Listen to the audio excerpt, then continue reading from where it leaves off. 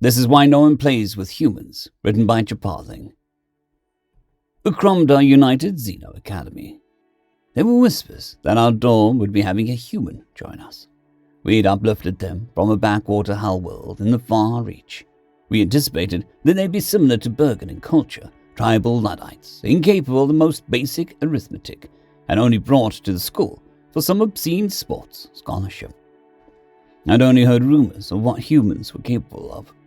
They crawled in mud and stone-paced buildings, throwing fire at each other. I shudder to imagine what inane tripe I'd be endured before they were expelled for eating a student or defecating in a class like some sort of animal. The human arrived, ushered forward by a Xeno Wrangler. He was introduced as Dave. The moment he spoke, I felt that my head tingle. Was this human a scion? Perhaps this wouldn't be so bad. We all were forced by the Xeno Wrangler to introduce ourselves and perform a human custom of shaking hands. Eklar went first and took it a few painfully awkward moments for him to grasp the simplicity of the movements. He was quick to wipe his hand, muttering about oils. We went around the room and introduced ourselves while trying to get to grips with the human psionic song.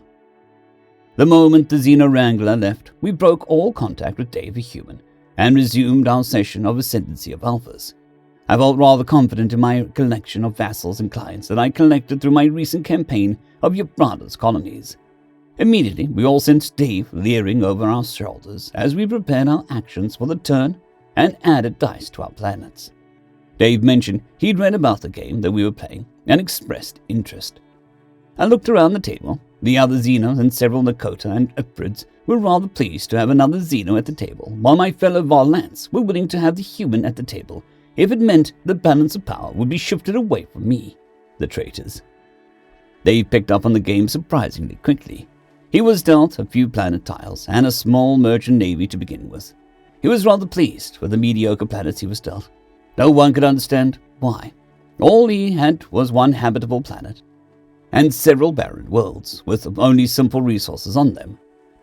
No Yunderite, no Plascrete deposits. We all felt rather bad crippling the human before he'd begun. A few turns in, the human asked a few questions about what armies could build on planets. We humored him and told him the basics. He smiled and continued to plot out his expansions, while the rest of us prepared our ambitions.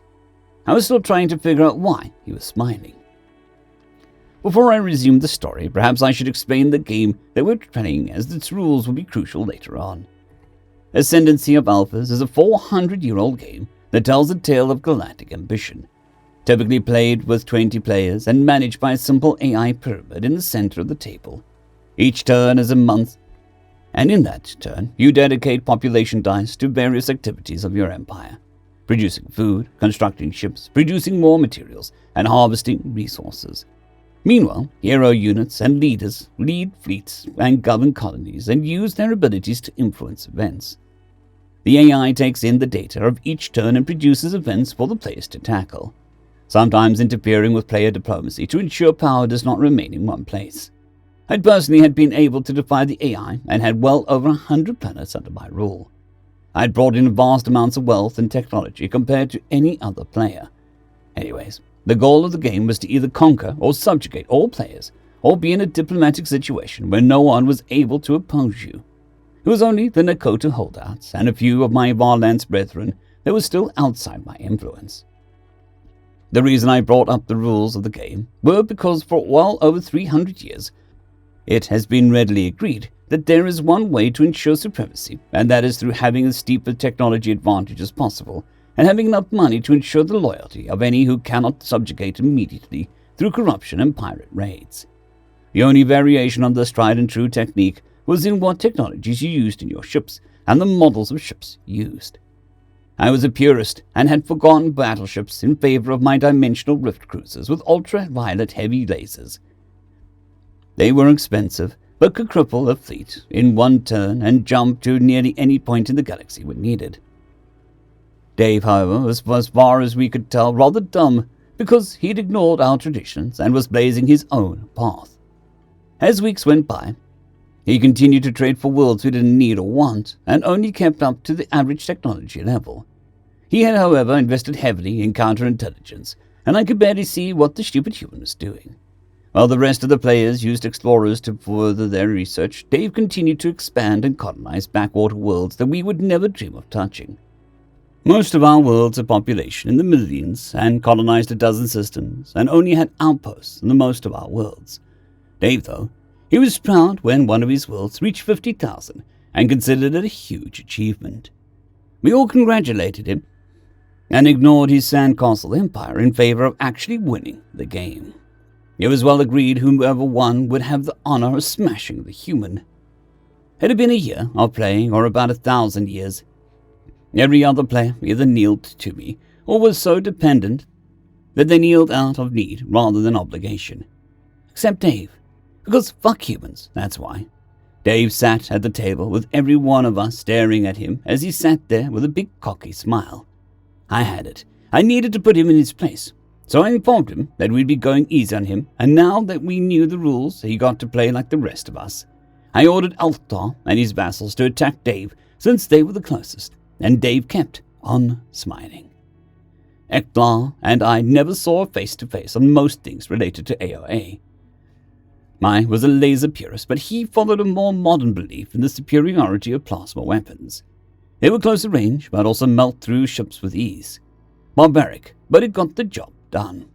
Eklar proclaimed that he'd used his expeditionary fleet to take out Dave, and Dave kept on smiling because why not? Dave smiled and agreed that an expeditionary force was more than enough. It was at this point that we realized why he was smiling. When Dave and Eklar entered the battle screen, we thought the AI had forced a rounding error. Dave's expeditionary fleet was easily 15 times the size of Eklar's. Accusations of cheating floated, but Dave insisted he wasn't. The entire table clamored around the battle screen to investigate. Dave's ships were ancient, easily 500 years old and retrofitted numerous times. A collective laugh ensued as we realized Dave probably was so behind in tech that his expeditionary fleet, typically the most advanced of any fleet, was horrendously ancient. And then combat ensued. Eklar's plasma light cruisers stormed forward and were 2 turns from reaching Dave's 10 fleet. Everyone leaned forward to get a good view of the carnage. An eagle-eyed Nakota mentioned that Dave was using slug-thrower weapons. We giggled like a pawn lava and made finger guns at Dave. Then Dave's turn came. He ordered his tightly packed fleet to form and spread out formation, but didn't move. We looked around and wondered why he was so calm. Eklar used one of his Nakota ships to fire long range with a laser. It sighed through the ship and crippled it. Once Eklar was done his turn, Dave ordered his fleet to open fire. For reference, for what is about to happen, one of my antimatter lasers-equipped cruisers is capable of firing 3 shots per turn, while Ektar's plasma cannons had 1 shot.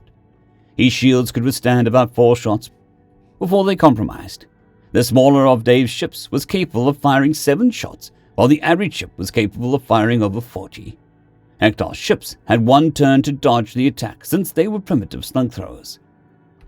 Ektar's ships rolled well, but there is not much that could avoid the wall of explosive shells flying towards them. The shells slammed into the formation and tore the shields apart. The ship armor was stripped away and torn off violently as Dave's ships closed into knife fight range. Ektar's plasma cruisers were able to destroy swaths of ships, but for every one he destroyed, 5 broke through his defenses. Within 5 turns, Ektar retreated his crippled ships into friendly territory, and the Nakota ship surrendered. And Dave was still fucking smiling. Ektar didn't take the defeat well. In fact, he assembled his entire contingency force and any planetary garrison he could muster and ordered his Nakota allies to back him in an assault. The Nakota informed him that their ships would take a turn to get into range. Ektar didn't want to wait and plunged into Dave's territory with fire in his eyes. This time, Dave's expeditionary fleet suffered spectacular losses, and we all had a relieved sigh as we broke his fleet. Ektar gleamed with barely contained fury as he barreled down on any system within reach to glass any occupied planets. We all had a moment of shock when another of Dave's fleets arrived, an assault fleet to be correct, and compared to the expeditionary fleet, this fleet was titanic. The purple drained from Ektar's space as ships he'd spent decades constructing were rendered into scrap by incessant bombardment of Dave's fleet. The Nakotas, the treacherous scabs that they were, took this opportunity to invade Ektar's territory. With no defense fleet and only merchant navy available to the Nakota ravaged his system, while his grand fleet was encircled by Dave's armada of Ducker. At this point, we all realized that Dave was, in fact, rather good at AOA. I gathered all my allies and thralls and prepared to rend Dave's empire apart. We would breed Dave's fleets dry and ravage his planets. He and his Nakota turncoats would pay for their transgressions. Dave gave the Nakota the jewels of Ekkar's empire. He took his remaining populations and fleets and fled into our territory. We gave him starting systems, which he didn't take too well. We were quick to remind him that he wouldn't be in this situation if he hadn't lost to a human fighting him with antiques. He quieted down after that. We all felt confident that we could defeat Dave and his allies. We were using honed tactics from grand masters of this game. We had history on our side. We began warping into his territory to carve away at his vulnerable interior. Our skirmishes were quick and decisive. Dave would lose on average 100 ships a turn as we ambushed him, but he was still fucking smiling. We couldn't understand it. It had been well over 10 years in game time, and even our fleets were straining. Dave's fleets, meanwhile, were still expanding. We couldn't grasp it. How on earth could he sustain the carnage for so long? We probed his colonies to understand how he was capable of such sustained warfare. What we saw terrified us. It wasn't the scale of his shipyards that he had, it was the number.